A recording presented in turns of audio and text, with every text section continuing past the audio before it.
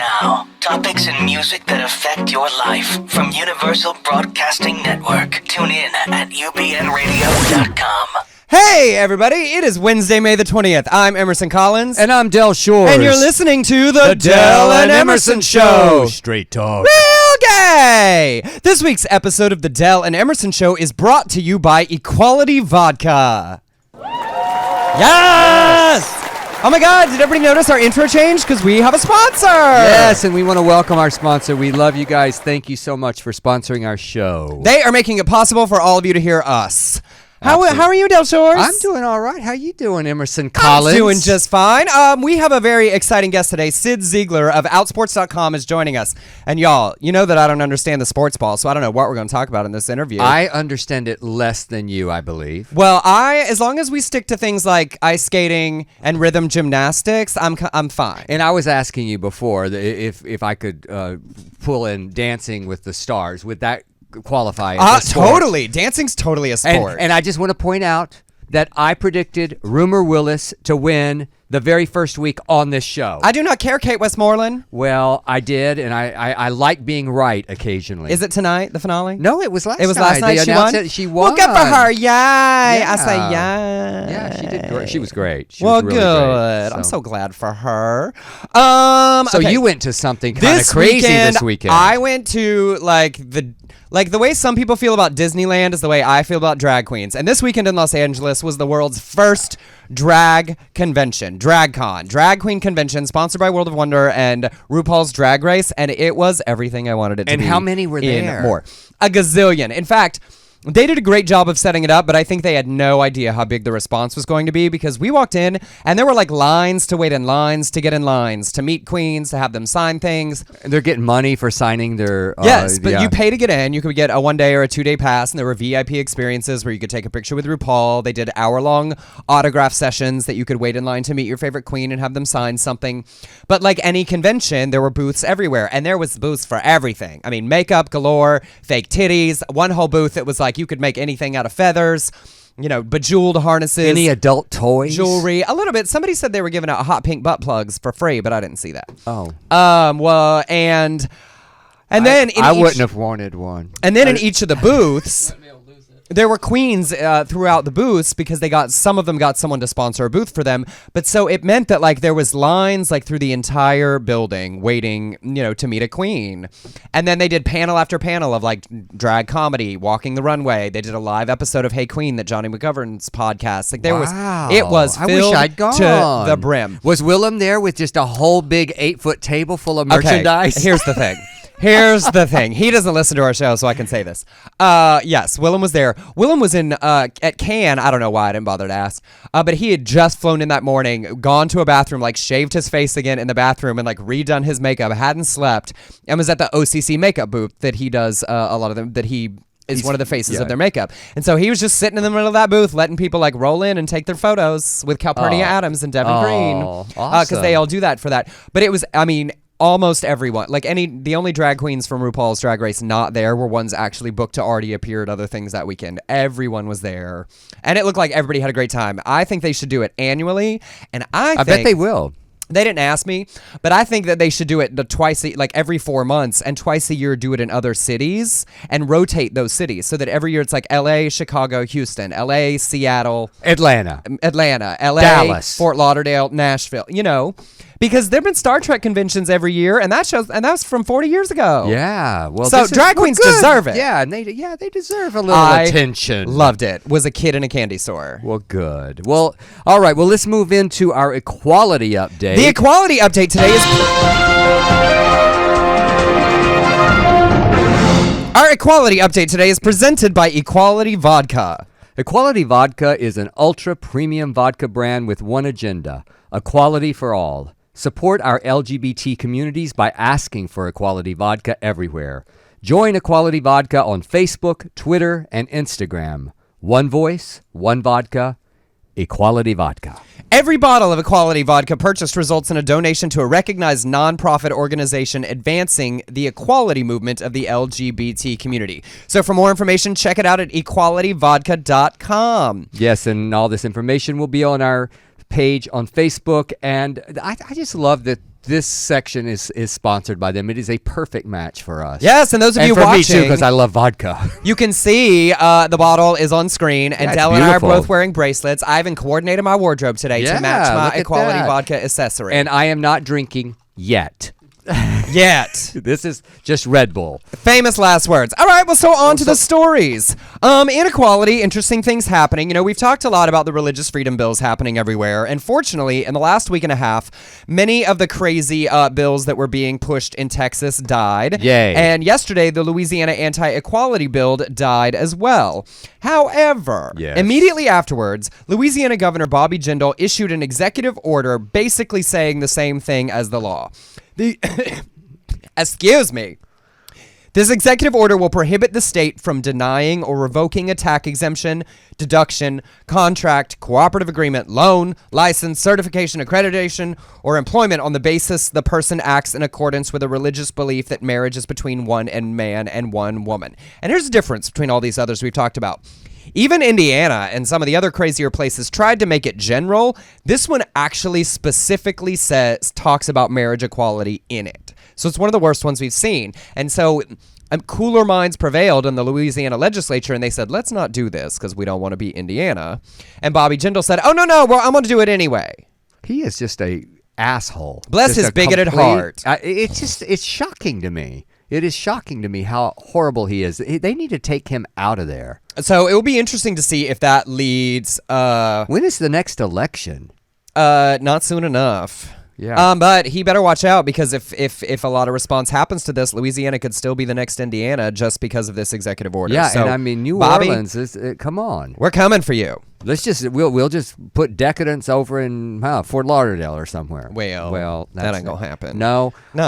In other equality news, exciting. On Friday, Ireland votes for their marriage referendum. The yes votes have been doing very well in the polls. And if it passes, what's interesting and important about this is Ireland will be the first country in the world to achieve marriage equality through a popular vote rather than through the legislature or the courts. So next Wednesday, we'll have the results of that. That's exciting. I love that. I hope we have good news. And in other equality news, I love this story. Ruth Bader Ginsburg, a brilliant Supreme Court justice that she is, she officiated a same-sex wedding over the weekend. She's done it before, but this weekend, she, with a sly look and a special emphasis on the word constitution, she said that she was pronouncing the two men married by the powers vested in her by the Constitution of the United States. So many people felt like it was a wink to one, to her position, two, that she, Is she believes tipping? she's acting in accordance with the Constitution, and maybe, just maybe, it's a preview of the decision that will be coming in June. So are they done with all of the deliberation, with all their have they voted yet and we're just waiting? They We don't don't know. tell us any of we that. Don't I know. mean, it is basically understood that they immediately go into conference and make the decision, and then the reason it takes so many weeks is that the decision has to be written. So maybe it was a little nod. So- or we can hope. I mean, yes, I would assume that they have already decided, and now they're working on the paperwork. Bureaucracy. All right, and a little hateful And then news. Jeb Bush, who many a year or two ago thought might be the moderate future of the Republican Party, has swung back the other direction when it comes to LGBT equality. Over the weekend, he reiterated his opposition to marriage equality, saying that gay marriage is not a constitutional right, and that to imagine how we are going to succeed in our country unless we have committed child-centered family system is hard to imagine. We need to be stalwart supporters of traditional marriage. He also went even further when asked if businesses should be able to decline service to same-sex weddings. He said, yes, absolutely, if it's based on religious belief. So, congratulations, Jeb, and running all the way to the right to pander to the crazies. Yeah, someone sent me a meme the other day, and I didn't put it up. I thought it was a little too much. It said, "Fool me once, shame on me. Fool me twice, shame on whatever." And then it said, "Fool me 3 times, you're stupid."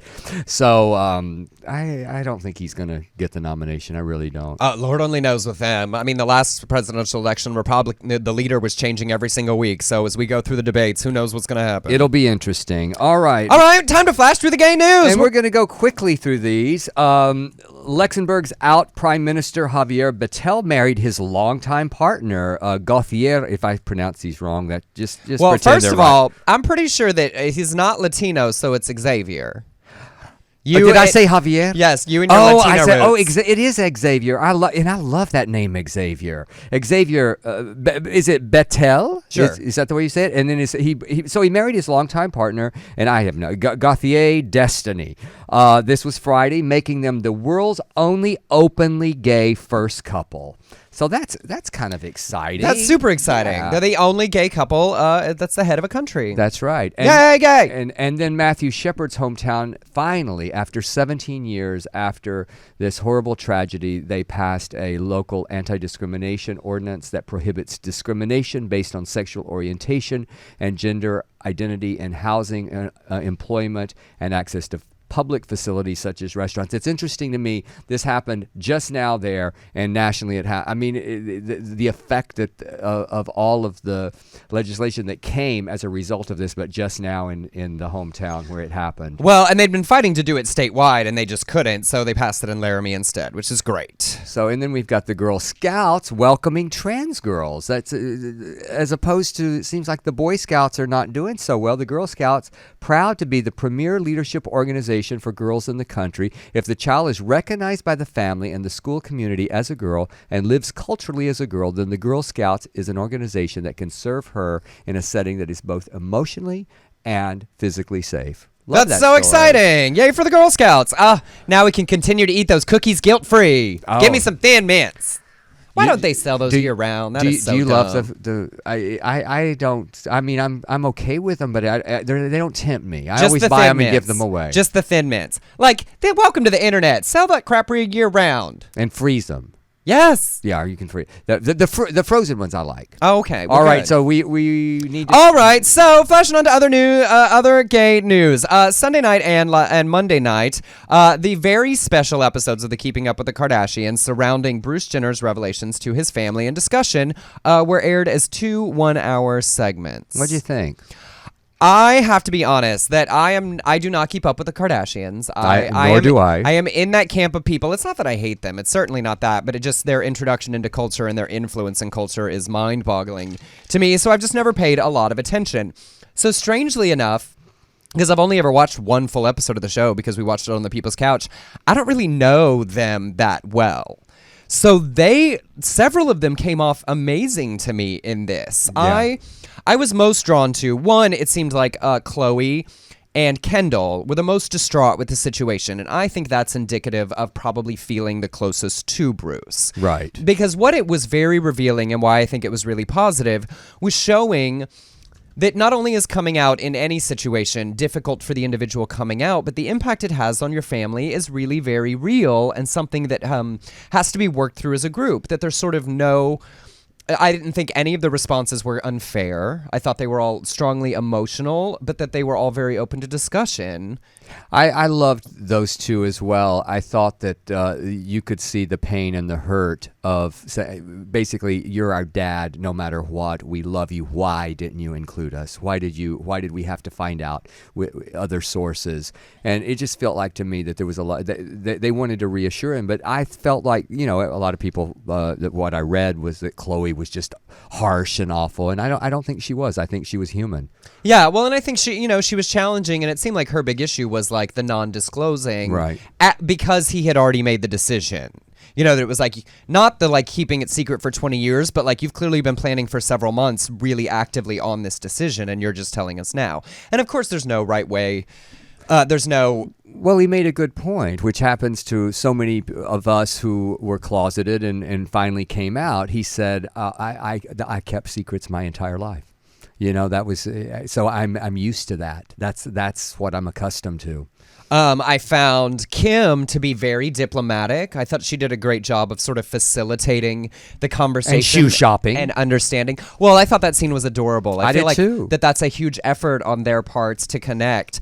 And, I thought she should have started with a lower heel. It was a lot. Hey, go big, go big or go home. And I mean, you are represent. I mean, I thought she was hilarious when she said, I get to decide if you're going to say that I helped you. You have to wear what I say Because you're not going to ruin my brand. I have a brand. Yes. And then I will say that like of the two youngest, Kendall and God, these names, it's just so much. It's a lot so of much work. Between Kendall and Kylie, that Kylie seemed a little bit like I'd rather be texting, which I get. Adolescents and adolescent girls. Is she like younger than Kendall? I don't know which order. It took everything in my being to learn all of the names so we could have this discussion. So I don't know. I don't know. Okay, well, we have to is. hit on Lynn just for a second because we gave her a hard time. Lynn? I mean, Chris. I'm sorry. Why did I call her Lynn? I don't know. That's my middle name. I don't know. Anyway, Chris. We gave her a hard time when we talked about the Diane Sawyer thing, and I think kind of deservedly so because I think there were lies involved. I think that Kim was on the show talking about knowing that Bruce was doing the Diane Sawyer interviews, so like they had to the reach out to disingenuous them. comments of like, well, no one reached out to us is a little. And your point was that we're saving it for our show, our own which is a little bit fucked up.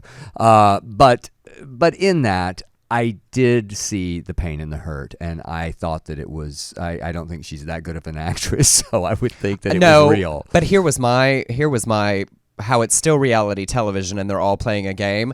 It's almost impossible to buy mascara anymore that isn't waterproof. Oh.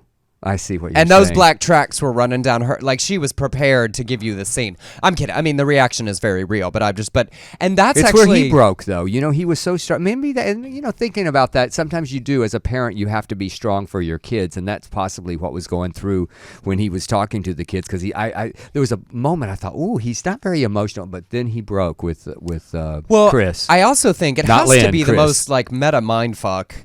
Because they do this reality show that's not totally real. I mean, like, they shoot stuff out of sequence, so they've been doing all this all the time. And even now, it's like they've already all talked about it with him, but now we're doing the, like, conversations on camera for the show. We're going to do it again. But so he's being more revealing than he's ever been in the history of the show. But for the show, like, there's so many, like, meta inception levels to what we were watching. And I always go to that place that there are cameras, there are boom people, yes, all around you while you're having these intimate moments. Yes. It's so crazy. Yes. It's a crazy way to live your life. And because some people were saying, he seemed to hedge. I think some of his hesitance in places was like, this has always been a game that we all play in front of the cameras, but this is no longer a game for me. And how far do I want to go? And how much do I want to state 100%? And, I feel like he's negotiating so many realities.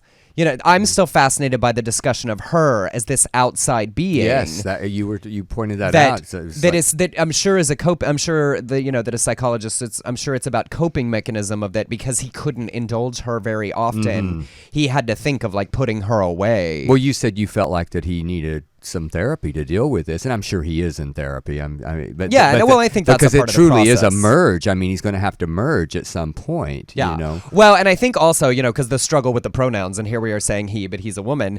I think part of it is they have to get. I realized watching these episodes, I think the show, Keeping Up with the Kardashians, has to catch up to the present before Bruce can change all of the pronouns, because they're going to continue to call him he on this season up to the Diane Sawyer interview, I think. Oh, I see. So I think we have to wait till the end of this season, and then Bruce can make the announcement of like... There was one who did call it Bruce, she...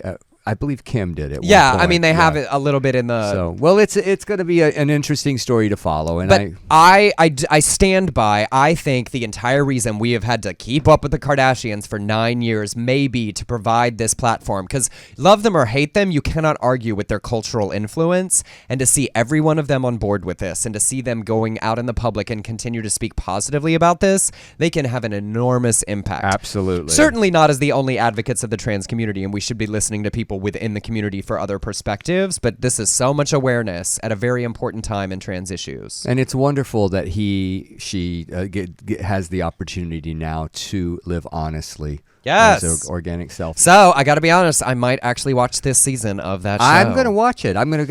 Which is like hard for me to say, and it feels so weird, and I want to like support, but it's like they're awful, but it's supportive. But all right. Well, moving on. Flashing on. We have some really good news. In Oregon, Governor Kate Brown Monday signed the law which includes protections against efforts to change a transgender person's identity, prohibits licensed therapists from attempting to change a minor's sexual orientation, or gender identity, in quotes, including attempting to change behaviors or expressions of self or to reduce sexual or romantic attractions or feelings towards individuals of the same gender. So really good news that Oregon has banned reparative therapy for LGBT minors, the third state to do so. Yes, and then super exciting in addition to that, on yesterday, Congressman Ted Lieu announced he is introducing the first federal ban on conversion or reparative therapy of all kinds, calling it the Therapeutic Fraud Prevention Act. And There what's we basically and really interesting about this is that he is introducing it under the concept that it is medical fraud to perpetuate the idea that you can cure something that there is no scientific evidence to support. So it would make it an issue of medical malpractice, and it is not just for minors, it is for all people. So Ted Lieu, with many other supporters, is swinging for the fences with this. Realistically, they're not going to succeed in the Republican Congress, but it's very important that they've introduced the concept, because after the Supreme Court refused to hear the New Jersey case, the White House came out against reparative therapy. This is a very huge and important step to making this important international conversation. And of course, we have those Yes! who oppose. But so this is related, and it's out of order for the show, but it goes so well with this. This is our check-in with crazy moment. Yeah, There it is. There you, thank you. A Colorado state rep. He's actually a state representative. Gordon Klingenschmidt said in his online Pray in Jesus' Name show that bad judges are upholding bans on ex-gay therapy are cooperating with the demonic spirit inside of the homosexual addict. Now, ladies and gentlemen, he's not some crazy quack on the internet. He is an actual elected official in Colorado, and Dell's going to deliver his speech. Without an accent this time. I listened, and he doesn't have an accent. He says, we have psychotherapists who are trying to counsel the word of God to humans who are caught in the addictive sin of homosexuality. The Holy Spirit of God is a healing God, and he would come perhaps as a healer through the psychotherapist to heal the homosexual of their sinful addiction. What is the only way to treat that? That is to get the devil out and get the Holy Spirit in. What the lower court judges are doing is they're cooperating with the demonic spirit inside the homosexual addict. Well, I have to admit, I am an addict because it is real fun, and I don't ever plan to stop doing it. Yeah, well, same here. I feel like we should name There was a lot of in and outs in these quotes. Did you notice that? Yes. Well, and also with our demonic spirits, I feel like we should name them. I'm going to call mine Lucy, like Lucifer. Well, or after my daughter Rebecca's crazy dog. No, after the devil. I'm not naming my demonic spirit after your daughter's ridiculous dog. Well, it's interesting to me that you went with the female version of Lucy. Well, of course. My homosexual addiction demonic spirit is named Lucy. Okay, Lucy. Yes. Can we go? All right. Okay, I love this story. We have parents protest teacher reading gay-themed book to address bullying. I don't love that they protested, but I love the result of it. Omar Curry is an openly gay third grade teacher in North Carolina. In North Carolina, he picked a gay-themed book, storybook called King and King to read to his class in response to a bullying incident with one of his students. The student was bullied, and he read the book. A formal complaint then was lodged by some of the parents. Then 200 parents converged. I have gotten... Shall I finish? Yes, finish it. I got out of order here. A bunch of parents showed up to Oh, I debate hear. the incident. And one of the ridiculous parents said, "These are my children. Who gives you the right to tell me what they can listen to and what they can hear in their schools?" As a matter of fact, that is bullying me. We all know my soapbox on bullying. However, the teacher, Omar Curry, said, "The only way to combat school bullying is teachers engaging in difficult yet powerful conversations with their students." And about 3/4 of the parents were there to support him. So that's a vast majority, which is really exciting. And the PTA president was supportive as well. And I love that this was in North Carolina because 75% of that audience supported him. That it's really Times exciting. are changing. They Yes. really are. I mean, it's frustrating that they have to go, that he has to go through this at all, but it's great to see a vast majority of parents supportive of his actions on the behalf of their kids. And he put a face there, and he spoke with conviction, and he did the right thing. So, yay. Flashing on. I like the story. In India, I guess I should set it up the other way. In India, it's very common for mothers or parents to place matrimonial ads seeking spouses for their children. Many of the major newspapers have a matrimonial section. So this concept isn't weird before I explain it. It's a part of the arranged marriage aspect of the culture that many of them still subscribe to. Well, Harish Iyer, a Mumbai-based gay rights activist, his mother tried to get a gay matrimonial ad placed for him in various English publications looking for a groom for her son. The first paper turned it down. So since he is an activist, he took it up and sent it to several more, all of whom turned it down, saying that it was illegal because gay marriage is not legal in India, was their motivation.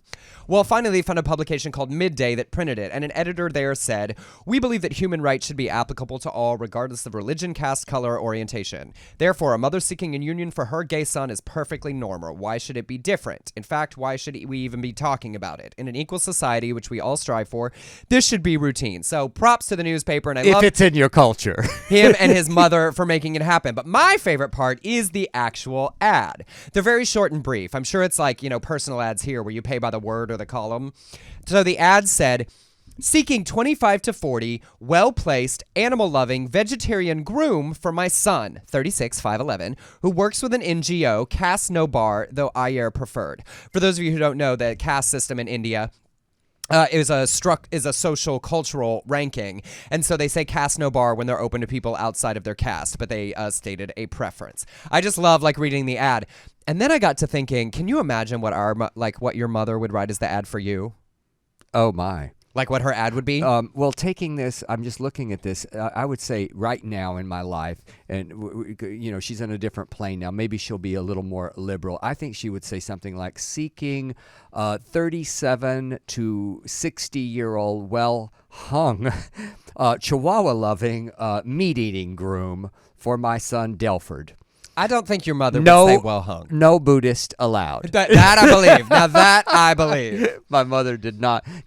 No Catholics and no Buddhist. That I believe that. I wrote mine on Facebook. So I said that my parents, knowing me, would have to basically probably have had to say, seeking 25 to 40, stable and gainfully employed professional, arts loving, sports ball hating, snark appreciating groom for my son. Oh, I like that. Who is a slightly self-important, still aspiring entertainment professional, must have the patience of Job. Or something like that. I love that. You're so, you know yourself. Selfish. I was like, hey, you can say a lot of things about me, but you can't say that I don't see myself correctly. And by the way, I am not a size queen. It should just say adequately. Adequately hung. So, all right. Flashing well, on. We've got Fox News in the news again. The conservative radio host Sandy Rios said on her show Amtrak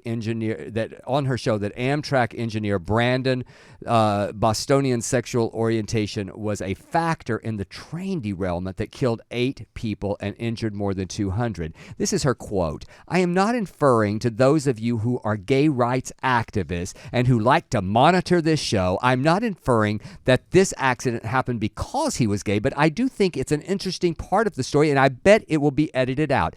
I don't know, but I think it is something to be discussed, and I think it is a factor, and I doubt you will hear it anywhere else." That's ridiculous. No shit. Sandy. So she, but here, well, yes, but she did say something that was horrible. She said that people who are prone to emotional breakdown under stress. Anyway, she cited some unknown pilot that was going through gender transition. Said he put his entire plane at risk. Didn't say who it was or anything, but just came up with this bullshit. But the root point that the idea that he's gay is somehow related to I'm sorry, unless he was having sex while driving the train. Yes. She just wanted to suggest right. that basically that LGBT people are more likely to be mentally unstable, and that is that should be considered as a factor. Yeah, she said are more prone to emotional breakdowns, and that there was some outburst from this this person who was going gender transition, who was a pilot, which I don't, I'd love her to document. I was always taught when I was a journalism student, you had to document things like this. You couldn't just say this bullshit on a radio show just like us. You can say whatever you want. Well, of course you can, but I mean, it gives you more credence, don't you think? I mean, if we don't just make up shit. Well, but reading this woman, do you think she is at all concerned about the people that are listening to her already believe what she says? It's like Rush Limbaugh and people, like they're they're pandering to their base, like I do when I say something queenie. Yeah, well, we pander to our base too. Of course we do. Jump to that last one. The pastor. The pastor? Yeah. We gotta go. Oh, yes, we do. We have a guest. Okay, anti-gay pastor. Oh, this is great. It's another grinder. There's a sighting. There was a pastor, St. John's Lutheran Church and school in Midland, Missouri. Michigan. Is it Michigan? And y'all, get the facts right. We gotta pause. Well, here's the deal. Nope. I get to go first. I write these stories, and right here I use the abbreviation for Michigan. Did y'all have to learn those in elementary school? Yes, you do. And I'm like, okay, is it Mississippi? Is it Michigan? What did I say? Missouri? That's M-O, M-O-M-S, and M-I. Okay, M-I.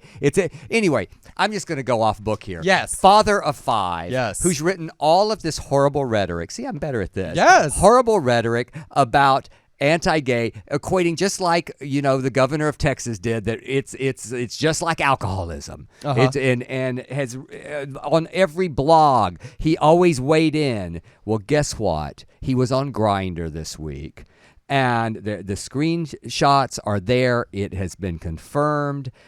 He is now resigned, and the senior pastor of this St. John's Lutheran Church has made a statement. He said that he's resigned, but he said to make matters worse, the details of sin have been kept confidential, but now they're being posted online by those who seek to harm the Michaela family and to St. John's. This is so interesting to me that we're not allowed to post things, yet he posted shit that was anti-gay against us. Now, I feel for this person because he is a closeted man. Yes, there's the Grindr pictures. He is a closeted man, and it's much like Southern Baptist sissies dealing with all of that stuff. But when you go this far, yes, expose them, and then maybe embrace them later and try to help them. Yeah, well, because here's as an adult, once you're an adult, then you have the opportunity with a fully formed brain to examine all of the things that you were taught growing up. Someone came for me on my Facebook page about this story because I said, look, I'm going to scream at these people because they're LGBT youth that we always talk about sitting in those pews, hearing the message that they are less than. And I'm happy to give him sympathy when he comes forward and admits that he was contributing to those kids feeling less than by his own rhetoric, but speaking as one of us. I know that his situation is painful, but yes, I care about those kids more than him. I do too, and there were so many that were involved in Exodus International who have changed their lives and said, we are sorry, and now they are helping those kids. That's what they need to do. I mean, I reached out to Ted Haggard when that happened. I did. I felt for him, but, he has done nothing for us. Nothing. All right, after this, we'll be right back with Cyd Zeigler of Outsports. What's gay in sports ball? The next 20 minutes of our show. Jeez.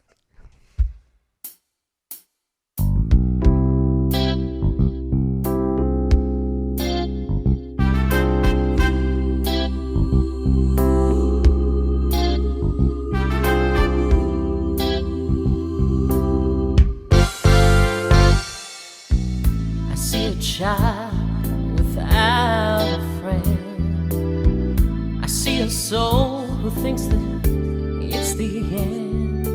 A broken will's the hardest thing to mend. But try to understand. I know you're hurting, I can see your pain, but you've got a future where there's no more shame. You're a miracle in spite of what they say. And you'll see a bright new day, 'cause it gets better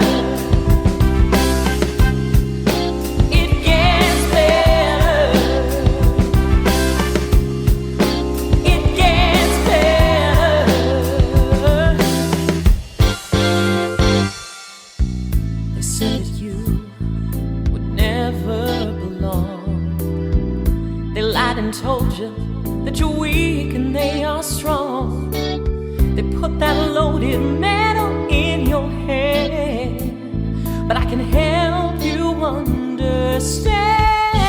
Yeah, I know you're hurting, I can feel your pain, but you've got a future where there's no more shame. You're a miracle in spite of what they say. And you'll see. All right, and we are back, and we are extremely excited to welcome to the show Cyd Zeigler, who is the co-founder of Outsports.com and contributes to the Huffington Post, Out Magazine, and Are you not plugged in? The Advocate. Oh, I'm just screaming at him. Well, it's also me. And he has also appeared on CNN, ESPN, and Sports Illustrated and the New York Times. He's incredibly involved in advocacy on behalf of and revealing and sharing stories about LGBT athletes. Now, y'all know I don't understand anything about sports ball, so this is about to get real interesting. Welcome. Yes, welcome, Cyd. Thanks for coming on. Everybody in America knows sports. That's a big fat lie. Everyone grew up around sports, whether you think you did or not, you did. I grew up running away from it. I tried all of them and was terrible at all of them. Really? You tried football? Well, no. Okay, maybe not that one. That's the only one I did. In middle school in Texas. I did. I tried football. In 7th grade, everyone had to learn the rules of football, playing flag football. I was one of like 15 kids that went and played kickball instead. Well, kickball's pretty good. You're not getting tackled with kickball, but it's fun.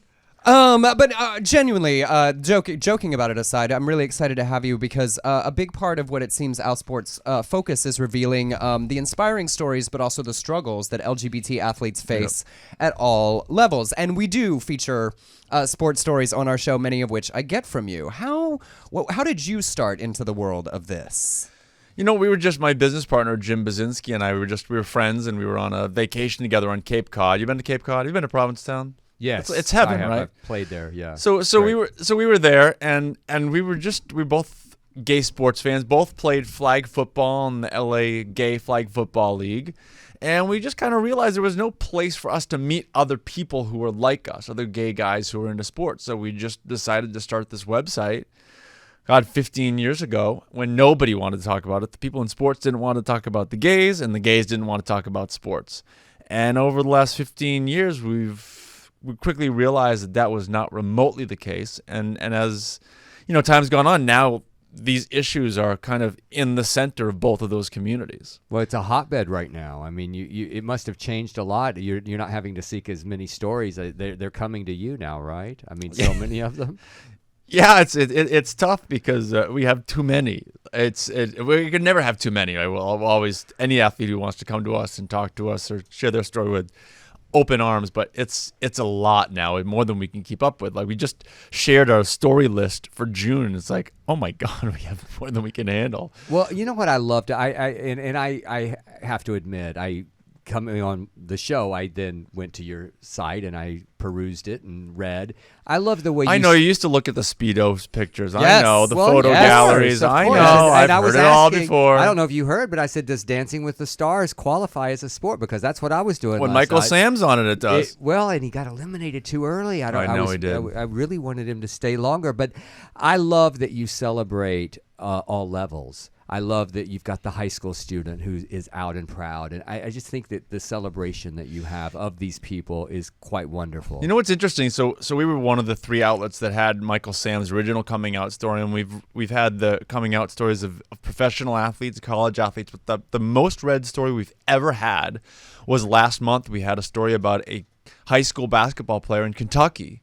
The high school athletes that we feature get a ton of traffic because I think everybody can relate to the struggles of being gay in high school and what it is to be an athlete. I read that in one Kentucky. today. Yeah. Well, that was interesting. I mean, the opposing team chasing him down and then chasing this. I mean, that was a crazy story, but people relate to that, and I think they don't necessarily relate to Jason Collins and Michael Sam, but some gay kids struggling in Kentucky, that they get. Right. Well, and it must be interesting, too, to finally, with the coming out stories that come to you, getting past the firsts. You know, that you've broken the stories of the firsts in so many things. The first in the sport, the first at this level, the first in this sport at this level, and starting to hear the stories that are the seconds, thirds, fourths. Must be exciting specifically for LGBT athletic-oriented kids to be able to see. I think that so many of these kids, no matter who's come before them or what other stories we run, they feel like they're the first. Not that they want to be labeled the first or the most important, but for them, telling their story is so important. Like this kid we had today, he's a cheerleader at the University of Oklahoma. Yes. And he's talked about being raised in a rural community in Oklahoma and very Christian and being in the athletic department at University of Oklahoma. So for him, sharing his story was so important to him. And then other people, whether we've written about Oklahoma athletes or not, which we have, for other people, they see that story, and for them, it feels like a first. So, we're not really that much into labeling people first, but I hear what you're saying. So, yeah, it doesn't matter like whether somebody's a second, third, fourth, fifth, sixth. It's always the first for somebody. Right. The what's been the most interesting transition across the 15 years as far as covering the stories? Yeah. Because now that we are at a place where there are, and that's what I meant, obviously, by the first, like that it's nice to get past like the individual who had to be the first one in an arena. But now that we've gotten to the big journey of coming out, what's the greatest struggles you're watching LGBT athletes face currently? Well, I'll say the biggest change for Outsports is that 15 years ago, we were writing about mainstream sports from a gay perspective. So we would talk about week 14 of the NFL season, and then we talk about how cute Tom Brady or Drew Bledsoe was, right? So it was kind of this mix. Now we talk about LGBT issues in sports. We talk about the effect that religion has on gay athletes. We talk about athletes coming out of the closet. We talk about straight athletes saying dumb or really smart things. So that's been a total transformation for the stuff that we've covered. But what the biggest struggles are today, I'd say the two biggest things are, one, the language that these athletes hear before they come out of the closet to their teams. So when everybody on a team thinks that nobody's gay, they use a particular kind of language that as soon as somebody comes out gets cleaned up very quickly. And the other piece, of course, is religion, which is the biggest hurdle every LGBT person faces in this country. Well, and it was actually your piece 2 weeks ago that inspired me to want to have this conversation, because we both went to Baylor. Oh yeah. Like 2 years apart. Did they rescind your degrees yet? Not yet, but they don't invite us often. We have not gotten alumni of the year, either one of us. Well, I went to Stanford, and neither have I. So, but the piece that you wrote about really calling on the athletic organization, the governing bodies, to challenge the NCAA, to challenge conservative universities' treatment of their athletes. I really responded to that because it hadn't occurred to me to think that is something we could activate against. The NCAA, the National Collegiate Athletic Association, it is the most powerful player in collegiate sports, and they have very clear, specific anti-discrimination and diversity policies. They have a whole diversity department at the NCAA. I've talked to them. I know them.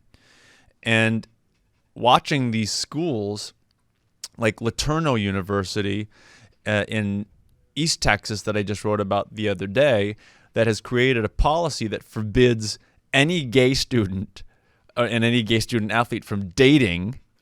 Just dating. Forget about not sex. Just dating. Got the story right here. And forbids any athlete or student from publicly endorsing same-sex marriage. The fact that a university would have that policy flies in the face of the NCAA, and what they claim is an anti or a pro-diversity policy.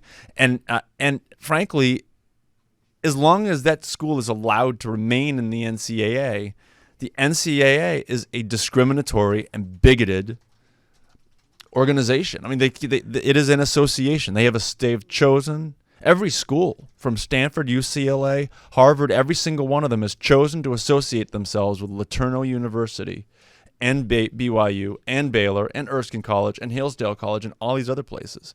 And every single school has to take responsibility for the fact that they associate with places like that. But I love this story because it plays into what we've been saying so much on this show. With the march towards equality, we're going to see more and more of this because people are kicking and screaming. But what's interesting to me is if we go to Baylor, and I can't remember her last name, Cheryl, the basketball player. Brittany Brittany Griner. Griner. Oh, yeah, yes. I was so close. It So was close. almost as like He was going Cheryl Swoops. I Yes. think that's where he was going. this is how bad I am with it. I mean, but it was interesting to me when this was all going down because there are policies at Baylor that if you're gay, you get expelled, correct? They're still in the books, correct? Yes, I mean, it's still in the handbook. They have not expelled an undergraduate for it. But they sort of, I think with her being so good and so famous, they started looking the other way because of her talent. Do you agree? Well, first of all, these schools use these policies not necessarily to punish the kids, but to scare them into silence. Yeah. And that's what happens. Oh, I wrote a story a couple of months ago about how an athlete was ready to come out. And then finally, the day before, he was like, I can't. I just scared my school's going to kick me out. And that policy scared the kid into silence. Was Brittany Griner too good to kick out? I'm not sure that's the case. I'm not sure many of these schools really want to kick an LGBT kid out of their school because particularly a school like BYU or Baylor, some of these big universities that are key members of the NCAA, if they did that, the firestorm that would descend on their college from within, forget about the media that would come down on them, the student body and the faculty that would rise up against that decision, it would be tough for a school to take that. And not to mention, they're all involved with federal loan programs and the lawsuits that would come, it would be a big problem. So I think these policies are there, one, to keep the donors happy because a lot of the donors want to say, yes, I give to a school that's anti-gay, and two, to scare the kids into silence. Because I mean, they'd rather avoid it in the first. Yeah, so it's to be a deterrent in advance. But what I also found, because I watched the Britney situation really closely, but with both alumni and current students, and I think a lot of these universities are having a problem of that the student bodies, like many in the millennial generation, are far more advanced and more equality-minded than their administrations that are catering to big old money donors. So the more that that athletes like the ones you profile come out and sort of force the issue and they see the support of the majority of the student body is forcing the uncomfortable situation, I think in a good way, that's forcing the confrontation between the perception of the students and this old guard dogmatic religion perspective. Yeah, well, time after time this year, this has happened several times. We've written a story about schools like this. Erskine College is a small school in rural South Carolina. It's a religious institution, 500 kids, 500 students, and the Board of Trustees instructed the administration to create an anti-LGBT policy for the campus. And the student body had a meeting and made it clear by no uncertain terms that was not okay. And many of the alumni said it wasn't okay. The faculty said it wasn't okay.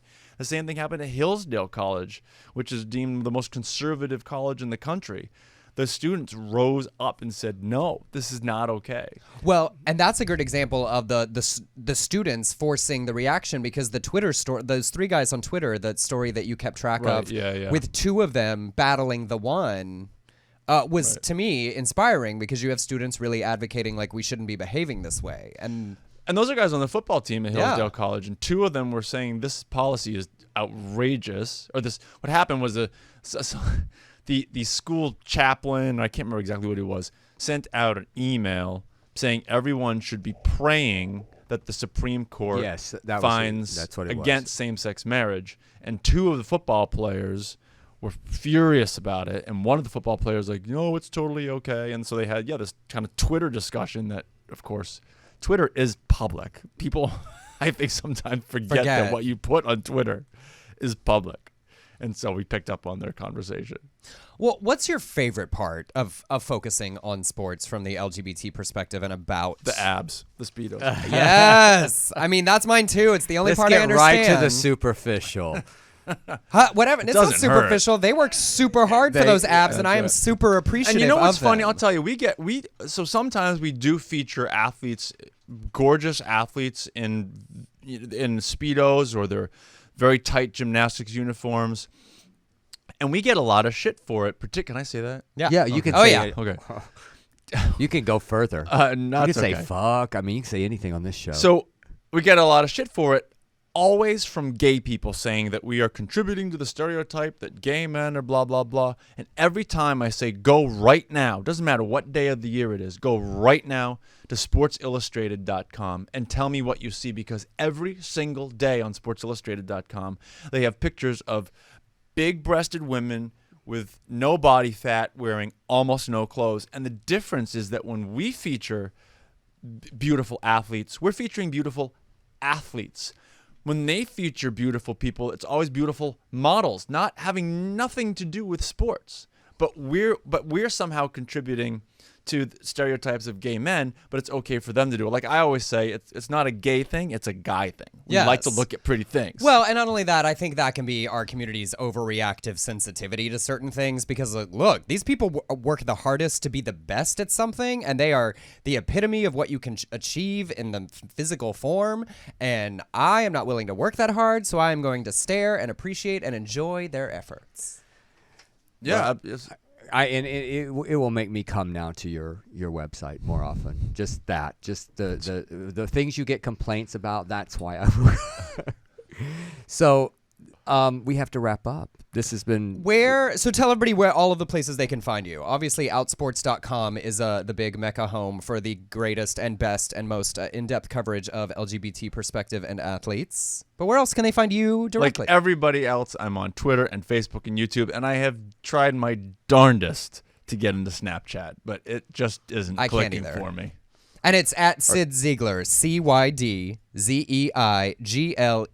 You spelled it right without looking. I'm impressed. Well, Emerson is always the smartest one in the room. You know, just for Emerson was my favorite writer. He's Mine too. I mean, I have to. It'd be awkward if I didn't know it. You couldn't quote a couple things. Truly, thank you so much for being here, Yes, and thank genuinely, you. thank you for what you contribute to to representing a very different aspect of our community that deserves attention and support as well. Pass the vodka. Right? Yeah, absolutely. And speaking of, today's broadcast of the Dell and Emerson Show is brought to you by Equality Vodka. We will see you next week. Thank you, Emerson. Thank you, Cyd, for being here. Thank you, John, for all the work you do. Tony Sweet is up next. After that, the delicious, the fantastic Ann Walker. Yay, bye, y'all. Welcome to the new sound of online radio. Welcome to the sound of Universal Broadcasting Network. Cause you make me feel like I've been locked out of heaven. A mix of today's hits and hard-to-find favorites, combined with the most entertaining and intriguing talk anywhere. This is your sound. This is the sound of Universal Broadcasting Network at UBNradio.com. Let's come together every Wednesday at 2 p.m. on UBN Radio with yours truly, Sunny Chase, the host of Singing in the Rain. Join me while I discuss spirituality, politics, the environment,